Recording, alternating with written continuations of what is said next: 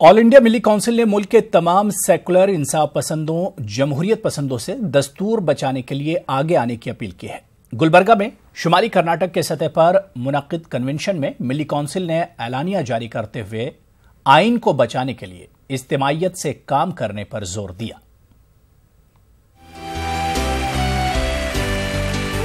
All India मिली council का एहसास है कि आज मुल्क नाजुक दौर से गुजर रहा है। एक तबका मुल्क के आइन को तब्दील करके एक मखसूस नजरिया तमाम पर मुसल्लत करने की कोशिश कर रहा है। ऐसे में मुल्क के तमाम सेकुलर बाशिंदों में इस ताल्लुक से शोर बेदार करना तमाम अफराद की जिम्मेदारी है। हिंदू राष्ट्र में तब्दील करने की नापाक कोशिश की जा रही है। दस्तूर पर हल लेने वाले दस्तूर में तब्दीली करने की बातें कर रहे हैं। पार्लियामेंट में कानून साजी के जरिए शरीयत में मुदाखलत की जा रही है। फिरकावाराना कशीदी के जरिए अक़लियतों में अदम तहफ़्फ़ुज़ का एहसास पैदा किया जा रहा है। प्रज्ञा सिंह, कर्नल पुरोहित, ये सब गुनाहगार लोग, ये देशद्रोही लोग हैं।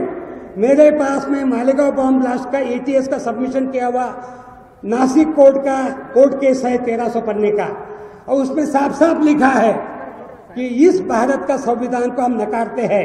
अभिनव भारत का ही नहीं है खड़गे साहब, अभिनव भारत के मीटिंग के प्रोसीडिंग के हवाले से मैं बोल रहा हूँ। बाम साहब के सदर ने बुनियादी हुकूक के हामिल आइन की दफात 14, 15 और 16 की रोशनी में मुस्लिम रिजर्वेशन को मुमकिन बताया।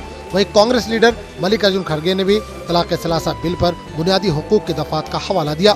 बाबा साहब आम्बेडकर ने संविधान में लिखा, धर्म के आधार पर किसी नागरिक के साथ भेदभाव नहीं किया जा सकता। अगर ऐसा लिखा हुआ है तो मैं ऐसा मानता हूं कि धर्म के आधार पर भी प्रशासन में रिप्रेजेंटेशन दिया जा सकता है। क्रिमिनलाइज, ये कैसा क्रिमिनलाइज होगा?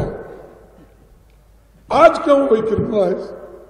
हम यही बोल रहे हैं, उनको छोड़ दो। वो लोग अपने अपने तरीके से जो संविधान में उनको हक मिला है उसके तहत चलते हैं। आप उसमें क्यों इंटरफियर कर रहे हैं?